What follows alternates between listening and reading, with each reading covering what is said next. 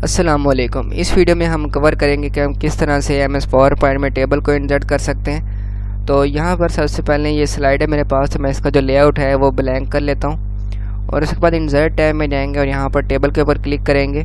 तो यहाँ पर आप जब राइट साइड की तरफ माउस को लेके आएंगे तो आप नंबर ऑफ़ कॉलम सेलेक्ट कर सकते हैं और जब नीचे की तरफ आप माउस को लेके आएंगे तो नंबर ऑफ़ रो सेलेक्ट हो जाएंगी।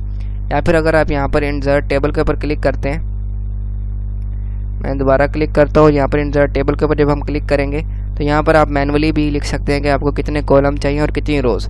फॉर एग्जांपल मुझे 5 कॉलम चाहिए और 6 रोज़ चाहिए और इसके बाद हम ओके करते हैं तो यहाँ पर हमारे टेबल जो है बन चुका है। और यहाँ पर आप देखें जब आप टेबल में क्लिक करते हैं यहाँ पर 2 ऊपर आपको टैब्स मज़ीद मिल जाते हैं जिनसे आप टेबल को एडिट कर सकते हैं। यहाँ पर एक लेआउट टैब है और एक डिज़ाइन टैब है और उसके बाद इस टेबल का जो डिज़ाइन है वो भी आप यहाँ पर क्लिक करें इस जगह पर और यहाँ पर आपको बहुत सारे डिज़ाइन मिल जाते हैं। आप यहाँ से कोई भी डिज़ाइन अप्लाई कर सकते हैं और देख सकते हैं कि ज़्यादातर जो टेबल हैं उनमें जो बॉर्डर्स हैं दरमियान वाले वो वाइट हैं, लेकिन यहाँ पर जो है इसमें ब्लैक बॉर्डर्स हैं। तो मैं ये वाला अप्लाई कर लेता हूँ, ओके करते हैं। और यहाँ पर एक और चीज़ मैं आपको बताना चाहता हूँ। तो यहाँ पर फॉर एग्जांपल मैं नीचे से ये वाला मैं ले लेता हूँ। यहाँ पर मैंने ये ले लिया या फिर ये वाला ले लेते हैं। तो यहाँ पर हेडर रो से अगर आप टिक हटा देते हैं तो कुछ इस तरह का इफेक्ट आप क्रिएट कर सकते हैं। और यहाँ पर एक बैंडेड रो का ऑप्शन होता है, मैं यहाँ पर आता हूँ और यहाँ से हम कोई ऐसा लेते हैं जिसमें बैंडेड रोज़ हों। तो यहाँ पर फॉर एग्जांपल मैंने ये वाला टेबल लिया और इसमें देखें कि बैंडेड रोज़ हैं। बैंडेड रोज़ का मतलब होता है कि एक रो का कलर और होता है, अगली का और अगली का और, इस तरह से चेंज होते रहते हैं। अगर आप बैंडेड रो से टिक हटा देंगे तो सबका एक ही कलर हो जाएगा। तो इस तरह से भी आप इस टेबल को एड कर सकते हैं। या फिर मैं क्या करूँगा, मैं यहाँ पर क्लिक करूँगा और यहाँ से मैं बिल्कुल जो है एक सिंपल टेबल मैं यहाँ पर क्लिक करता हूँ।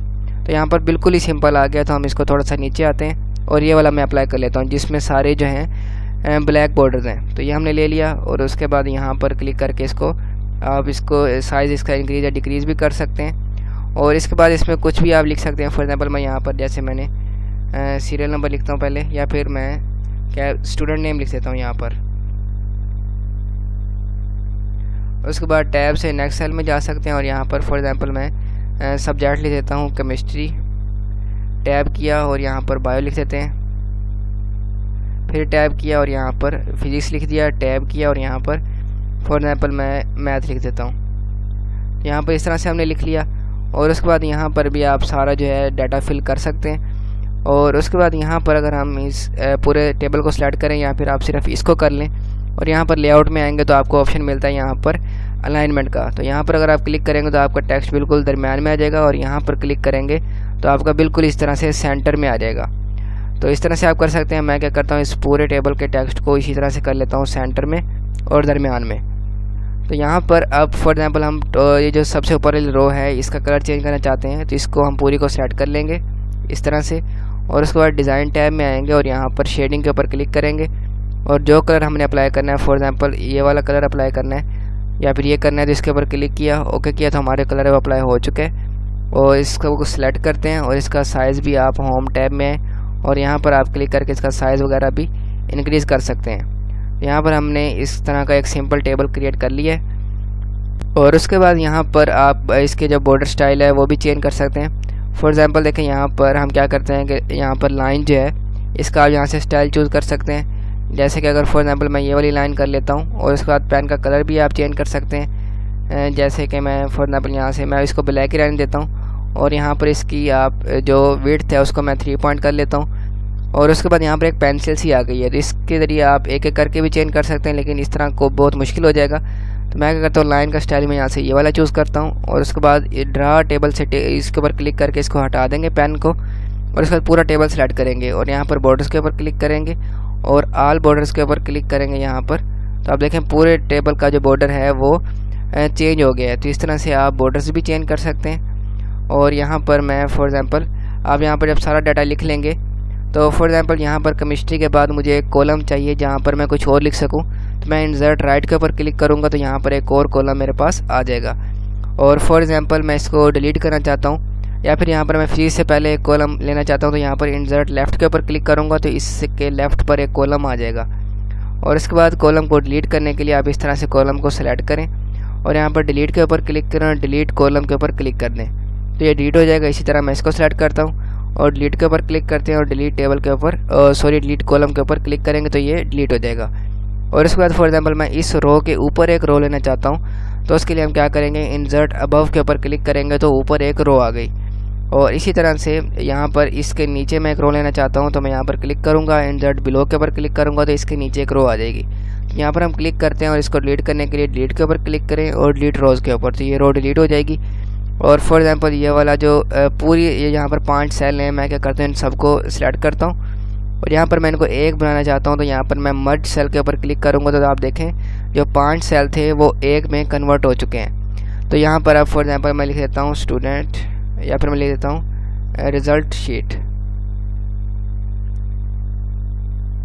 तो मैंने ये लिख दिया। और उसके बाद यहाँ पर आप इसका भी अलग से इसको कोई शेडिंग कलर वगैरह कुछ भी आप इसको यहाँ पर क्लिक करके इसका चेंज कर सकते हैं, अप्लाई कर सकते हैं। और उसके बाद यहाँ पर फॉर एग्जांपल मैंने 1 लिखा, उसके बाद आपने डाउन एरो प्रेस करना है। अगर आप एंटर प्रेस करेंगे तो आप नीचे वाली लाइन में आ जाएंगे इस तरह से, तो सारा मतलब इसी लाइन में आप इसी सेल में नीचे आते जाएंगे। तो आपने नीचे वाला एरो प्रेस करना है नेविगेशन वाला, तो आप नीचे वाले सेल में आ जाएंगे। 2 लिखा, नीचे वाले सेल में एरो से आया 3, 4 और 5, तो इस तरह से हमने लिख लिया। और यहाँ पर आप सारे जो मार्क्स वगैरह हैं तो वो लिखते हैं। सॉरी, यहाँ पर स्टूडेंट नेम लिखना था तो आप नेम लिखते जाएँ। और आगे जाने के लिए आप टैब प्रेस कर सकते हैं और पीछे आने के लिए शिफ्ट टैब प्रेस कर सकते हैं। और नीचे ऊपर के लिए आप एरोज़ का इस्तेमाल कर सकते हैं, नीचे वाले एरो का और ऊपर वाले एरो का। और इसके बाद यहाँ पर आप इनकी लेंथ और हाइट और विड्थ जो है वो भी चेंज कर सकते हैं। फॉर एग्जांपल ये जो नीचे वाले सेल हैं मैं इनको सेलेक्ट करता हूँ और लेआउट में आते हैं और यहाँ पर हाइट आपको नज़र आ रही है, आप यहाँ से इसको इस तरह से इंक्रीज़ भी कर सकते हैं और यहाँ पर क्लिक करके इसको डिक्रीज़ भी कर सकते हैं। और उसके बाद फॉर एग्जांपल ये वाला जो कॉलम है इसको मैं इंक्रीज़ करना चाहता हूँ इसकी विड्थ को, तो मैं इस कॉलम के ऊपर सेलेक्ट करता हूँ और यहाँ पर मैं इसकी विड्थ जो है इस तरह से इंक्रीज़ कर लेता हूँ। तो इस तरह से आप कर सकते हैं। और यहाँ पर आप फॉर एग्जांपल नेम भी लिख सकते हैं, तो मैं यहाँ पर कुछ नाम लिख लेता हूँ। यहाँ पर नाम मैंने लिख लिए उन नंबर्स की जगह। और उसके बाद यहाँ पर आप सारे जो मार्क्स हैं वो लिख सकते हैं। और उसके बाद किसी भी जो रो है उसकी जो हाइट है उसको कम भी कर सकते हैं, यहाँ पर क्लिक करते हैं और इसकी हाइट मैंने कम कर ली। इसी तरह से इसको मैं सिलेक्ट करता हूँ और इसकी हाइट भी मैंने इस तरह से कम कर ली। और इन सब को भी सिलेक्ट करते हैं और इनकी हाइट भी थोड़ी सी कम कर लेते हैं ताकि इतना हो जाए। और इसके बाद यहाँ पर इन कॉलम्स को मैं सिलेक्ट करता हूँ और इनकी विड्थ को थोड़ा सा कम कर लेता हूँ ताकि हमारा जो टेबल है वो सही लगे। और इसके बाद इसका जो साइज़ है वो आप इंक्रीज़ भी कर सकते हैं। और यहाँ पर हम क्या करते हैं कि इनको सेलेक्ट करते हैं और इनका जो होम में आते हैं और इनका साइज़ थोड़ा सा इंक्रीज़ कर लेते हैं। और लेआउट में आके आप इसको लेफ़्ट साइड पर भी कर सकते हैं इस तरह से। और इसके बाद बाकी जो बोल्ड इटैलिक वो सारी चीज़ें हैं वो आप इस तरह से सेलेक्ट करके होम में आके बोल्ड वगैरह भी इसको कर सकते हैं।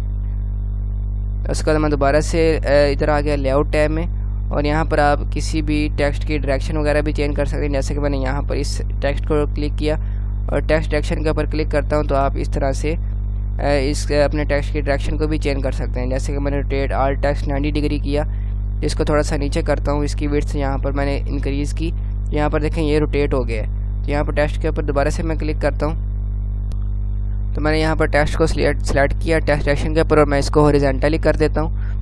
और यहाँ पर देखिए जब भी आप यहाँ पर किसी रो के नीचे माउस को लेके आते हैं तो इस तरह का साइन आ जाता है। आप यहाँ पर क्लिक करके भी इसकी विड्थ को चेंज कर सकते हैं या फिर आप सिंपल यहाँ पर आप क्लिक करके यहाँ से भी आप हाइट को इंक्रीज या डिक्रीज कर सकते हैं कुछ इस तरह से।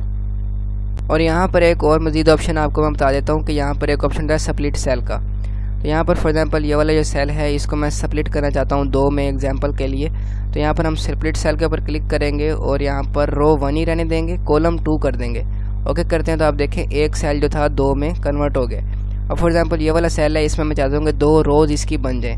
तो यहाँ पर क्लिक करते हैं स्प्लिट सेल के ऊपर और कॉलम 1 ही रहने देंगे। मैं यहाँ पर डिक्रीज़ करता हूँ और रो हम 2 कर देंगे। ओके करते हैं तो यहाँ पर देखें 2 रोज़ में ये कन्वर्ट हो चुका है। अब इसको फॉर एग्जांपल मैं स्प्लिट करता हूँ, मैं इसको 5 कॉलम में कर लेता हूँ। क्या करते हैं तो आप देखें कि इस तरह से भी आप स्प्लिट कर सकते हैं। और दोबारा इनको मर्ज करने के लिए सेलेक्ट करें और मर्ज के ऊपर क्लिक करके आप इनको मर्ज भी कर सकते हैं। तो मैं यहाँ पर इनको दोबारा से मर्ज कर लेता हूँ और इस तरह से इन दोनों को भी मैं मर्ज कर लेता हूँ। और एक और चीज़ आपको बताता हूँ कि जहाँ पर देखें कि ये जो रो है इसकी विड्थ कुछ और है, इसकी कुछ और है और नीचे वालों की कुछ और है। तो इन सब के बराबर करने के लिए यहाँ पर आप डिस्ट्रीब्यूट रोज़ के ऊपर आप क्लिक करेंगे तो सब की जो विड्थ है वो एक ही बार में बराबर हो जाएगी। और अगर आप यहाँ पर डिस्ट्रीब्यूट कॉलम्स के ऊपर क्लिक करेंगे तो सारे कॉलम्स की जो विड्थ है वो बराबर हो जाएगी।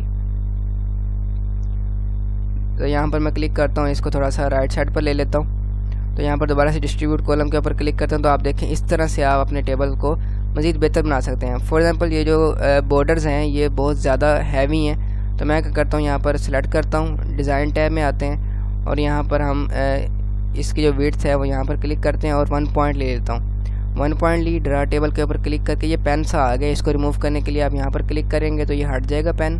और इसके बाद बॉर्डर्स के ऊपर क्लिक करें और ऑल बॉर्डर्स के ऊपर क्लिक कर दें तो आप देखें अब ये मज़ीद बेहतर लग रहा है। तो पहले वाले जो बॉर्डर थे बहुत ही ज़्यादा हैवी थे, तो यहाँ पर हम क्लिक करते हैं। या फिर अगर आपने बाहर वाले बॉर्डर को थिक रखना है तो यहाँ पर हम क्लिक करते हैं और यहाँ पर हम नीचे और इसकी 2 पॉइंट्स कर लेते हैं। और यहाँ पर मैं क्लिक करता हूँ पेन को हटाने के लिए, यहाँ पर क्लिक करते हैं और यहाँ पर हम टेबल को सिलेक्ट करते हैं और यहाँ पर क्लिक करते हैं और आउटसाइड बॉर्डर में करता हूँ। तो यहाँ पर आप देखें कि अंदर वाले बॉर्डर जो हैं वो लाइट है और बाहर वाले जो हैं वो डार्क हो गए हैं।